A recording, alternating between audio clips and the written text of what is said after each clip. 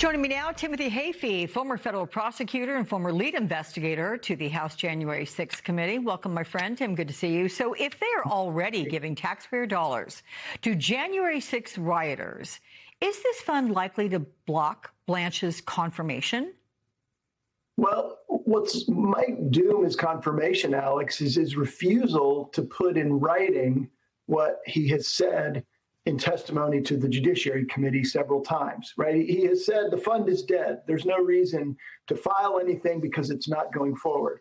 But there is an agreement, a settlement agreement filed in a federal district court, which says the weaponization fund will be created. And that agreement can only be altered by written agreement of the parties. So there is an enforceable contract that has not been withdrawn or altered that he continually refuses to withdraw, right, to sort of undo in writing. And that's what has senators concerned, because as Congressman Raskin said, the president seems to think that there is some way for this weaponization fund or other compensation to go forward, and Blanche won't file something with the court, essentially killing the fund. That is the crucial issue here. Yep.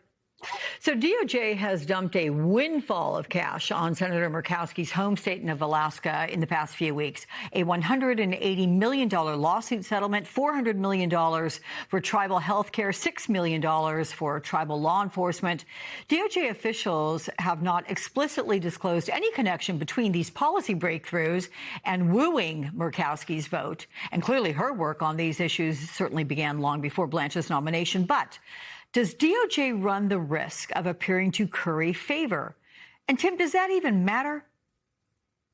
Yeah, Alex, I don't know. I wouldn't go as far as to say there's an explicit quid pro quo here, right? The cases like the ones that you just highlighted in Alaska are the product of months and months, even years of work by career professionals at the Department of Justice. It may be that they have been announced around the time of the Blanche confirmation because of Senator Murkowski's interest. But I don't think that those substance of those matters is sort of ginned up to try to curry favor with Lisa Murkowski. Again, I have real problems with this Attorney General nominee, but there are career professionals in the Department of Justice who continue to do important work every day to try to do the right thing, that move cases like this through the system.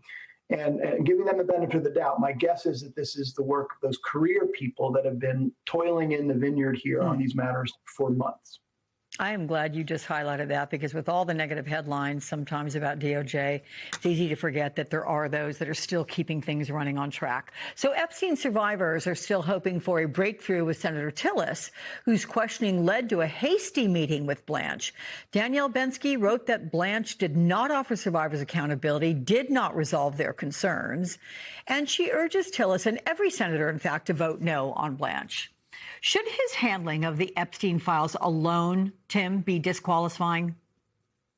Well, former Attorney General Bondi explicitly said that then Deputy Attorney General Blanche was in charge of the Epstein production, right? He owns that, took it on as his responsibility. It's also really telling, Alex, that he has spent more time face-to-face with Ghislaine Maxwell than he has with the survivors of the Epstein abuse. And that is relevant, and I think is understandably one of the many things that senators are highlighting, right?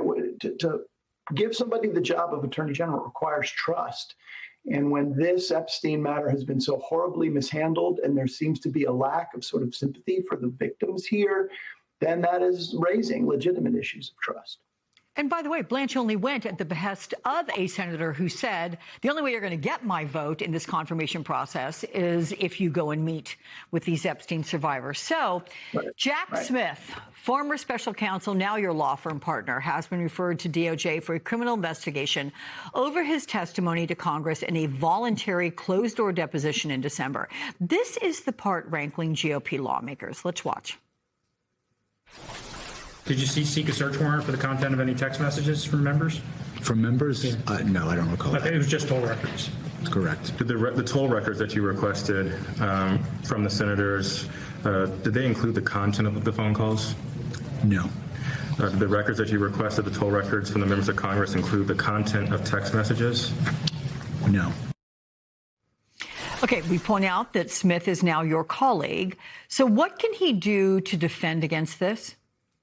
Yeah, it's an absurd criminal referral, Alex. Absolutely crazy that exchange, which was correct when he's talking about toll records, that toll records don't include any content of text messages or phone calls. They're simply an accounting of numbers called and connections that were made for periods of time. So any kind of theory that is somehow misleading is completely absurd. It's another shells on the beach or mortgage fraud application. It is members of Congress trying to curry favor with the audience of one in the White House without merit or foundation. Jack Smith is an incredibly careful lawyer. He answered every question that was posed to him in that hearing and every other completely truthfully with no intent to obfuscate, just the opposite.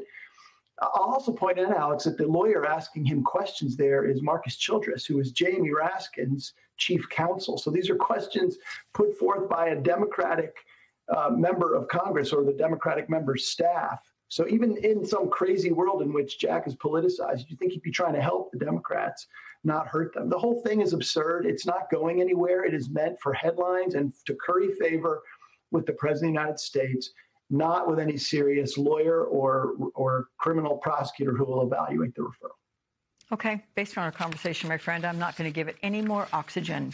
Thank you so much. It's good to see you, Tim.